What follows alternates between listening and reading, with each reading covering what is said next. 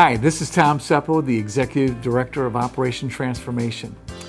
We want to welcome you here to OT's 2020 fundraising effort. We appreciate you taking the time to listen to our updates for this year. As this is a part of our annual fundraiser, we need to raise about 50% of our budget. You can help us by making a credit card donation through OT's Facebook page or use our PayPal on OT's website at www.optrans.org or call the OT office at 810-966-8660. Of course, you can always drop off your gift to our office at 1904 Poplar Street in Port Huron, Michigan 48060. While OT has been busy this year in many different venues, we want to highlight 3 areas of social concern. You'll see 3 short video clips, one about our mentoring program that has transformed a life, another about the tremendous need for foster care parents in our county, and one about the Diversity Inclusion Initiative. I want to thank you for your attention and your support of Operation Transformation. God bless you.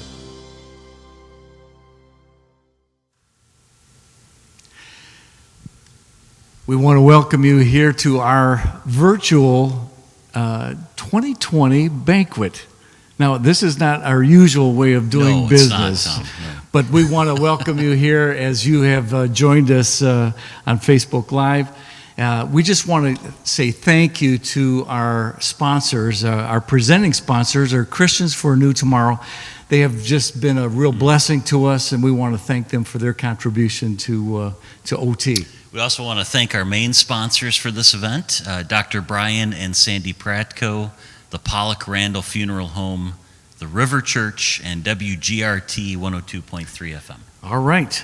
Well, I think you've heard from my partner. This is Terry Coons. Terry's been with us for quite a few years, and we have a very special guest with us today. We have the Sheriff Tim Donlin. Sheriff, thank you for your service to our community for almost 33 years.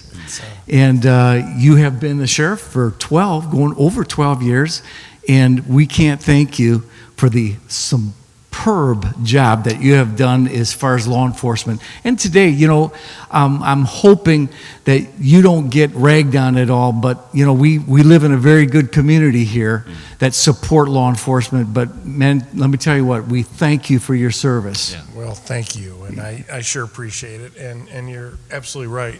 Our community supports law enforcement. I get more thank you for your service in 2020 than I did in the last 30 years. Is that right? Yes, in St. Clair County, Wow. absolutely. Wow. Because I'm always in my uniform, and if I get a coffee or I go get gas or wherever I may be, I have civilians come up and talk to me every day. Occasionally you might get a dirty look, but very rarely. And it may be somebody having a bad day. I try not to read too much into it. Tim, you said something several years back that you were at one of our pastors' retreats, and you said, I asked you a question. I said, what do you think is the biggest problem that we have here in our county? And you said something so shocking to me that I thought you were going to say like domestic violence or drugs or alcohol or whatever. And you said it was hopelessness. And I have used that quote from you, I can't tell you how many times, because the insight on that particular comment is just unbelievable. So why would you say hopelessness? Well, I think it ties into your mission with OT because, the biggest part of my job is the jail. We're about the 10th largest jail in the state, 500 inmates in there, a variety of people, federal, state, local, but the vast majority are St. Clair County residents doing a year or less, and they're in a state of despair when they're in jail. And there's so many different things going on in their lives, and they're incarcerated, and there's so many just heartbreaking stories. And that's where OT comes into the rescue. They really do. And you know what? We're going to have a clip here in a minute Ministry this year has been a little different. It has not been the regular 75 of our volunteers that come in on a weekly basis to do ministry on Sunday or on even a Wednesday night Bible study. But we still have been back and forth with the internet with about 30 or so inmates on a weekly basis, trying to, again, give hope and give some direction. What value do you see that the Spiritual Life program has for the jail then? Tremendous value. And if there's a year where you have to reinvent yourself, it's 2020. Everything is different in the jail. Yeah. Everything is different in how we have to do this because of this pandemic. But you know, you think of three things when you're an inmate. You have physical health, you have mental health, and you have spiritual health. And those are a combination that you have to work on with these inmates and to get them prepared to return to the outside. Yes. The vast majority are St. Clair County residents. They're our brother-in-laws, our neighbors, our friends of our kids, and they're going to return to our neighborhood. Right. And if we don't get them squared away while we have them, Right. they're just going to keep coming back. These aren't people that are in a prison that are from all over Michigan that may be sent to Jackson Prison. These are St. Clair County people. Right. And they picked up their charges in St. Clair County, and they're going to return. So that spiritual piece is tremendous. And I put it on that pinnacle along with the physical and the mental, the three pieces there. Yeah. And if you can get them all working, you have a captive audience that is usually at their lowest. Yeah. And this is when they're going to listen. And I see people when they're in jail, particularly trustees that I'll see on a daily basis, the longer they're there, the more you can see the fog clearing. Right. It's like they reboot the computer. Yeah. It's encouraging to watch. And the spiritual piece is a necessary piece, vital piece. Well, thank you. I appreciate that. Yeah. All right. Yeah. Well, we want to thank you again for your service, and I know that Matt King is going to be on the ballot here for the upcoming position that's going to open here in 2021, and we're believing that we're continue to fight the good fight. Absolutely. And make some inroads here too. So again, thank you so much. I think this partnership will go on for decades more. All right. Absolutely. I mean, it's vital. Yeah. It's vital for our inmates, and our inmates are our community. Yeah, absolutely. So Tim, thank you for your support of the Spiritual Life program and the jail, and kind of piggybacking on that, what we have at Operation Transformation for those coming out of the jail is a mentoring program, and we partner closely with the Intervention Center, receive referrals from them for the mentoring program. And we also work very closely, I want to certainly mention BW Rock, our local recovery and outreach center, and we get referrals from them as well for our mentoring program. You know, our mentoring program has looked different in years past.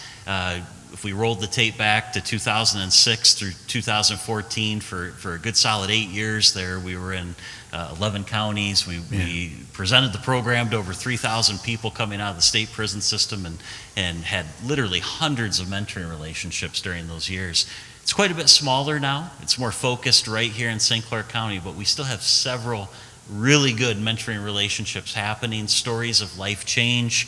Like Tim was saying, men and women who have rebooted their lives on the inside of the jail, they come out and they're getting jobs, they're establishing good, positive relationships in their life. And we just want to take a minute here, take about 5 minutes actually, and show you one of those stories. So watch this video.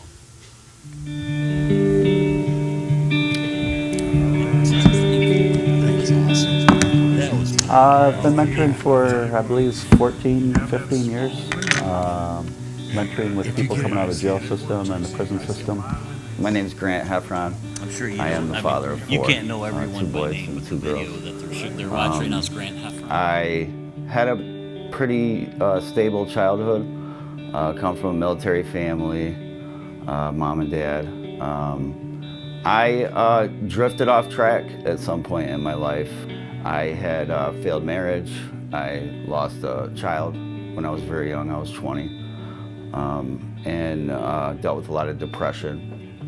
Delved into drugs and alcohol, committed crimes, and just really struggled through a lot of years of my life. A lot of depression, a lot of just pain and anguish. When I was in my teens and 20s, I was in a similar situation as these guys are. And I didn't have anyone come alongside me and say, don't do this, don't do that. Start being a little smarter with your life decisions. And my messes were bigger because of that, because I didn't have anyone come alongside me. I found myself drawn to the bigger picture of life and feeling an emptiness that I was never able to fill with drugs and alcohol and anything I was doing. I actually I reached out through the jail was a leaflet, just a little piece of paper, sign your name on it. Are you interested in having a mentor? Are you Christian? What's your background, religion, so on and so forth. And I filled that out because I wanted a change in my life. And that brings me to the mentoring program. Without that type of outside help, then you are left to your own devices. You are left to wonder why nobody cares. And you're left to struggle on your own. And this is always harder. There's really no such thing as self-help, because self-help didn't go anywhere with me, and I don't see it going anywhere with anyone else. It's we need Christ in our lives. We need that influence. Gary listened. He didn't judge me, and was a huge encouragement on the things I was doing. I was more of an encouragement to him than I was as giving him advice, and just telling him that yes, you are making the right decisions. I believe Christ came to me in those times that I searched for him. And I believe it continues to this day through Gary, through programs like yours, through ministry and Bible studies in the jail systems. It's very rewarding because it's a perfect opportunity to promote and instill the life of Christ as a model into a person. And when it's a volunteer basis, we're free to share the gospel. There's no restrictions. Gary is somebody who, he doesn't have to do it. He doesn't get paid to do it. He's not gaining anything from this relationship other than the fact that he wants to give. Some need guidance, some need encouragement, some just need someone to listen to them. I've had a ton of contact with my kids recently, my oldest son especially. I'm just watching him do all the right stuff, and he's doing it on his own, making some really wise choices, and it's a blessing to see. Thank God for those men that reached out to me while I was incarcerated. It's love. It's love for your fellow man. It's love for your neighbor. It's exactly what Christ wants us to do. He wants us to reach out and help each other. And I thank God that there's, Gary's there for me.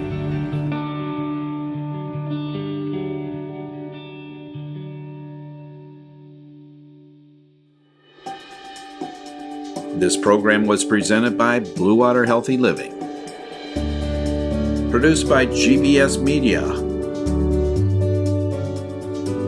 Sponsored by the Grant Smith Health Insurance Agency.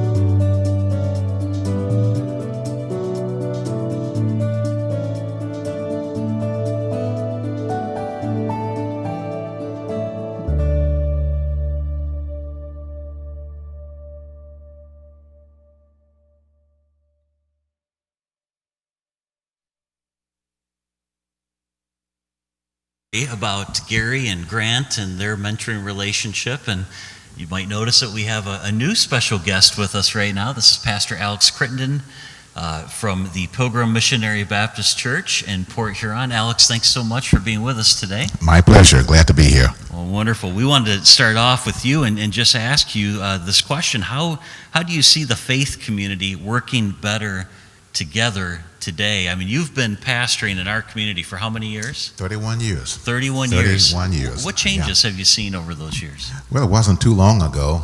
You may recall we had 3 different ministerial alliance groups in the city of Port Huron.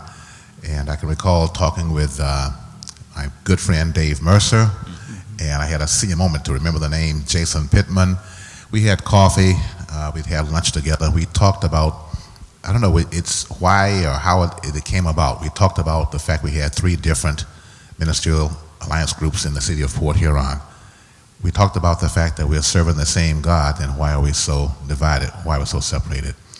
So after a lot of weeks, a couple of months of talking back and forth, that discussion didn't go away. It did not go away.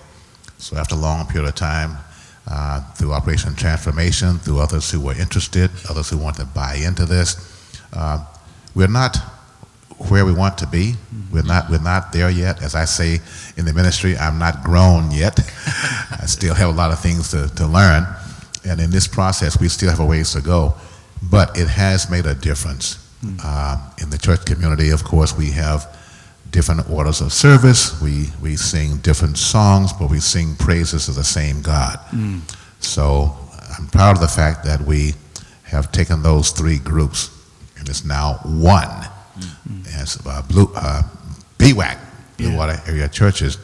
And again, we still have things to accomplish. We have some things we need to accomplish that have not been taken care of yet, but I think God is pleased. I think God is pleased with the efforts. And you know, Alex, 14 years ago, if you recall, we at OT saw the need that we need to celebrate Martin Luther King's life and his legacy. And every year we've had a special service. And we've been trying to work on this diversity initiative long before it's become the thing or the popular thing now in our nation. And we think that God is helping us in a very special way. Obviously, we're not there yet, but through your leadership, we want to thank you for your leadership in working together with us to make that happen. We've had Anthony King or Anthony Jones. Jones. Thinking of Martin Luther King, Anthony King. Anthony Jones, who has been a part of not even only Operation Transformation, but our community too. And he has now risen to ranks of leadership at Howard University. We miss him. And now we have the privilege of him even coming and doing some consulting work here in the Blue Water area. And I think for such a time as this, God has done some very unique things along those lines. As you say, for such a time as this. And over the years, the Dr. King program and other times when the community came together, Good Friday service or Thanksgiving or the Dr. King program, at least on those occasions, the community as a whole would come together. It's been said many times, many times, Sunday morning is probably the most segregated day of the week. So there are some changes. People are beginning to realize, understand that we do serve the same God. You know what?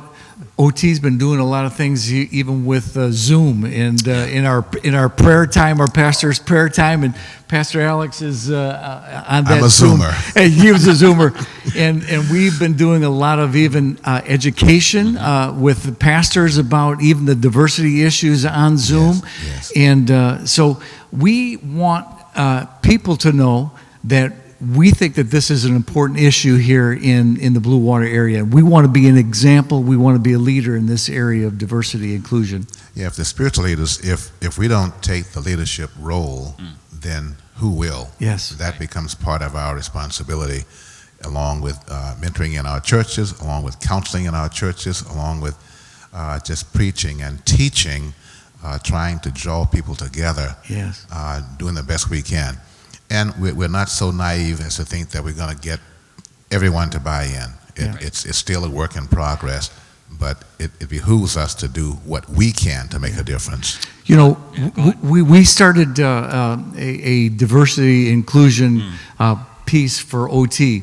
And Terry has worked feverishly on this project, and he has done a fabulous job of being able to kind of shift what OT was doing to be a part of what the community is doing. And so, Terry, maybe lead us into this next segment here, but I want you to know how much I appreciate all the work that you have been putting in on this whole diversity inclusion committee. Well, thanks, Tom. Much appreciated. It's been one of the greatest joys of my ministry to be a part of that. And I think, Alex, I'm just listening to what you're saying, and when we look at even what's continuing to happen around our country and even very recent events, the civil unrest is probably not going to go away anytime soon. No time soon. So it is so important that brothers and sisters in Christ, that the church sets the example of partnership here, because we, like you said it so well, we might be the only ones to be trying to do it right now. Well, Scripture says God has no respect of persons, so why should we? Yes. So to that end, like Tom said, we've been working on this issue Tom's been working on this issue for a lot of years. I'm not calling you old, Okay, but we've been, in the last couple of years too, really been trying to focus on it again in a renewed way. And that led us to partner with many other community organizations. And so we decided to join forces with the Diversity Initiative of St. Clair County and to jump on board and support the great work that they were trying to do. And so you're about to watch just a tremendous video with 3 representatives from that diversity initiative, and they're going to talk about the initiative at this time.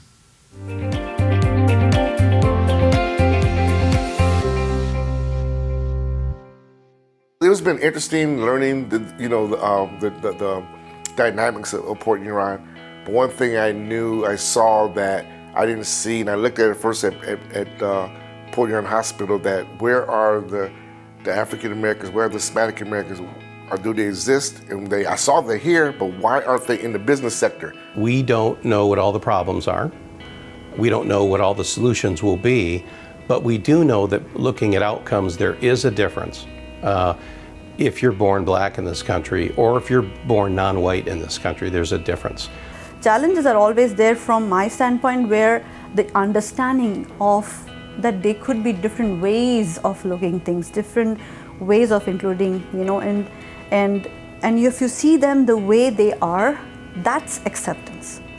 Otherwise, it's the other person who's actually reached out and tried to mix and match within that system, which means the person actually had to sacrifice a lot of other things to just get fit into the system. You're better if you're diverse. If you have diversity, it's like having a pie, you got different ingredients there. If you just have one ingredient, it may taste okay. You put different ingredients, mixtures, or whatever, now it tastes better. That's one thing. And then you got that pie, now it's about sharing the pie. Why should one party have all the pie? Why can't we share, and then we can add to the pie? That's that diversity. I think the Diversity Initiative is our effort to say that outcomes should be based on opportunity and ability and skill and energy, and not based on outward appearances. My dad was a Hindu, which is a prominent religion. My mom was a Roman Catholic. So 2 different cultures I grew up with. And my credit goes to them that they brought me up in a very diverse culture right from my childhood. And how this came with the diversity committee of St. Clair County is that I've known Dan Damon a few years before. I met Dan Damon once at an event, city event. But Dan at his last meeting, and he had tears in his eyes. He said, "I want to do something," and then he talked to me and said, "Kevin and I we're gonna start this diversity initiative of St. Clair County to bring us together." And we feel that nothing's been done like this since Blue Meets Green. How Blue Meets Green had that philosophy to bring in the business sector. I said, we're going to bring people together in the community sector. We've been blessed to have folks from all walks of life join the initiative. We have doctors, we have attorneys, we have judges, we have civil rights leaders, we have educators, we have school superintendents, we have community activists, we have the chairman of the Board of Commissioners. So we've got a very diverse group. We have a lot of members also from the clergy. I would venture to say at least 4 pastors are part of the diversity initiative, so I think we're well represented. And I'm also part of that committee, and I like that we are making some baby steps towards that. We don't know what we don't know sometimes, but at least we know that there's this far vision that we want to bring diversity and inclusion. We want to educate people around that. We want them to respect that. Why? Because it just makes St. Clair County that much more beautiful. Everyone belongs is not there, and that's what we're trying to do. That's what the Diversity Initiative Committee is going to work with Blue Meets Green and other entities to make this in business the big way. We don't look at it on the business level, growth there, and then on the education level, K-12, and then our college, because SC4 is the jewel of St. Clair. That is an unbelievable college, and that gives this area a lot of clout, we call it. The goal of this initiative is to be a model for, we'd like to be a model for the state of Michigan. We'd like to be a model even nationally for let's work together. We don't have to all have the same beliefs. We don't have to all think the same things. But as long as we all agree there's an issue and that we can all have a hand in impacting it, and we may do that in different ways, whether it's with our time, our talents, our treasure, but we'll get involved and we'll step up and we'll embrace people that have a different life experience than we do and appreciate that and not use that against other people. Yeah, so if people want to get in contact with us and ask questions, don't know what we are about, we're the Diversity Initiative of St. Clair County. We have it's our Facebook page. We have we're hashtag SCC, hashtag Better Together. That's the key. We're better together, and we want people to reach out to us, because we're coming to you in town halls, but we want you to reach out to us. Welcome back. We have with us a very special guest here. It is President and CEO of the Blue Water Chamber of Commerce, Thelma Castile. Thelma, welcome to the program today. Thank you, Tom and Terry, so much for inviting me and including me. Really appreciate it. Oh, man, you have been such a breath of fresh air, Thelma. Absolutely. Thelma spent 18 years in the chamber down in Detroit. And we were able to snatch her and bring her, and she has just done a fabulous job of pulling all the businesses together here in the Blue Water area for the last 6 years. So I hope we have another maybe 6 or more years. I'm not planning on going anywhere soon. Okay, all right, I'm glad. But Tom, I do want to say that when I first joined this chamber, you were one of the first people to reach out to me, and I really appreciate that, because I think if anyone knows anything about me, I work with partnerships and collaboration are the two key things I think are very important. And in Detroit, it was a little more difficult because it's a bigger region. Here, it's been more practical and easier to do, and the results have been tremendous. And I think it's fabulous that as a community, we can come together and work together.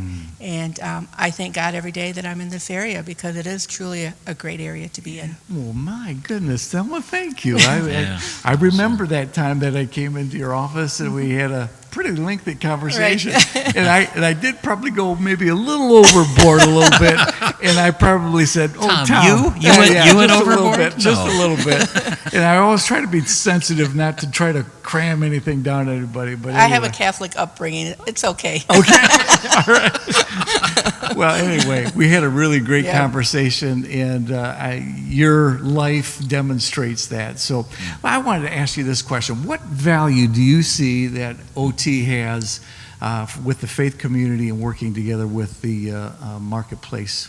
I think it goes hand in hand. You cannot have that type of strong business community without the faith community. And really, the faith community is where the people trust each other. In business world, it's a little more difficult. And when you have the churches behind the businesses, I think it makes it stronger, the community and the economy, because now people really truly believe that there's another sense of being, of helping businesses become stronger. And so I really feel it's important that the churches are involved. I know there's supposed to be separation of church and state, but if you're not involved and you're not really helping people that need help, then why are we here? Yeah, yeah. And And I have this little comment that I always say. I don't preach separation. I preach cooperation between church and state. Exactly, Partnership. Yeah, partnership. And you know what? I think that's where many people in the church community, they might have come on strong and tried to cram down what they feel that people need to have, when we just need to listen to one another, and we need to be sensitive to each other and hopefully add value to one another, and especially when you're talking about eternity, right? I think this life is so easy. It's here and it's gone. Right. And so when we can come together and help business people in the community understand the bottom line is not the dollar, although it is important. The bottom line is, where are we going for eternity? Right. And so if we can encourage people to make wise decisions in light of God's word, I think that we can be a breath of fresh air to people. Absolutely. And I think from a business perspective, we're able to provide a network to the faith-based community where they may not have access to businesses. Yeah. And by a touch of a button, you can get it through our organization. And I think that's fabulous that people can know what's happening. Because, sometimes people don't always pay attention to what's on Facebook or, going and seeing what's out there. But when you have a organization that has a reputation for over 100 years, I mean, there's a brand with chambers of commerce, just like churches. People think, okay, that is a reputable organization. Maybe I should pay attention to what's going on there. And when we can share your information out there, I think it's more powerful. Yeah, That's right. absolutely. Well, we want to thank you for taking time and coming out and sharing a little bit about how faith may be an important aspect even in the business community. It's an absolute essential. Essential. I like that word, essential. All right, Terry, I'm going to turn it right over to you. Thank you, Thelma. We do appreciate it. So we have one more initiative that we want to tell you about on our broadcast today. And this is brand new for us, but we are so excited about it. Operation Transformation has decided, not that we haven't worked in this area before, but we've decided to really put more time and energy into working to help kids in our foster care system. And this is something that we are just very excited about. And so we're going to, in the coming months, be looking to plan events at local churches throughout the county, all over the county, in order to recruit people to be involved. And so be thinking about that. We're going to be looking to raise up more foster care families, but also people who would be willing to help out by doing respite care. And also we want to develop what's called a social and relational capital network, where people who are doing foster care won't have to worry about goods and services, that there will be a group of people who would be willing to help out in those ways. So please just take a minute here and watch this video with Jamie Renke, and she'll tell you more about it.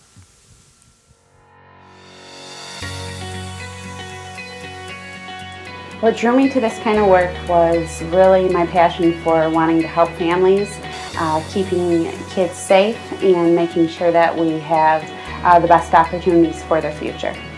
In St. Clair County, we currently have 250 youth in foster care, and that averages about that amount throughout the year. Some of the most rewarding experiences working with our foster families and our children in care are really taking that time and identifying barriers that brought the kids into care initially, and being able to see them successfully returned home with the support that the foster parents have added to build that relationships and strengthen those families. So some of the challenges that foster care youth may be challenged with are dealing with the traumatic experiences that they've gone through in their life, transitioning to a new home once placed in foster care, and just needing that extra attention, love, and patience. Currently in St. Clair County, we have 87 licensed foster homes. We seek to license our homes, and we also look to place with relatives whenever possible. One of our major goals that we focus on is keeping children in the same placement. It is very important to maintain placement during their time in foster care and reduce that transition from one home to the next. If you are interested in helping youth in the foster care system here in St. Clair County, we are looking for families to support our youth in care. You could become a licensed foster parent, you could provide respite care, you could be a mentor either for our foster care youth or our foster parents. Once you've made the decision to inquire about fostering, whether you would like more information or you would like to sign up to become a foster parent, the very first step is to call 855-MISH-KIDS, 855-MICHKIDS, and you'll be connected with an operator who will direct you to the county that you are inquiring more information from. Once connected with the county, you can make the decision of which agency you would like to become licensed with, learn more about the opportunity, and we will set you up with an orientation. There, that caseworker will walk you through the process and get you set up and ready for beginning training.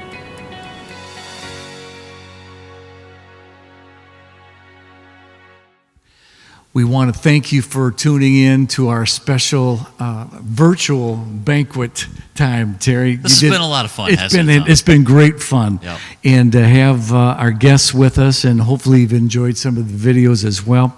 Again, we want to thank Christians for a New Tomorrow, our presenting sponsors, for getting behind OT and making things happen here, as well as our main sponsors. It's Dr. Brian and Sandy Pratko, Pollock Randall Funeral Home, the River Church, thanks Pastor Bill, and WGRT for being behind us and supporting us financially. So we've also had several other sponsors, and if you look at the screen right now, you'll see the list of our corporate sponsors, and we'll just give you a second to look at those, all of our corporate sponsors. Then also we have our VIP sponsors, and we'll give you a chance to take a look at those. We just want to thank all of these organizations and individual people. So many businesses, you'll notice, businesses that help us out each year. And then we also have our business sponsors. And again, we are just so thankful for all these organizations and individual people who care about our community and want to support the ministry of Operation Transformation. Again, we want to give you an opportunity to give, if you haven't given already, this week on Monday from 9 a.m. to 5:30 p.m., we are going to have an open house each day of the week, Monday, Tuesday, Wednesday, Thursday, from 9 to 5:30 p.m. And we have a matching gift offer from the Women's Life. They're up to $500. So we want you to be sure to stop in and maybe put in a donation. And also, what else is happening? We also want to encourage social distancing when you come, and please do wear a mask when you come. But we have a silent auction that's going to be available to you all week long, and so you can stop in at the OT office and you can take a look at those items. This is really an important time of year for us, and it's an important event for us because we try to raise 50% of our annual budget through this event. So if you can help us out, we would really appreciate that. And you can also go on Facebook and put bids in on that as well too. So again, thank you so much. God bless you as you consider to invest into Operation Transformation. We'll see you soon.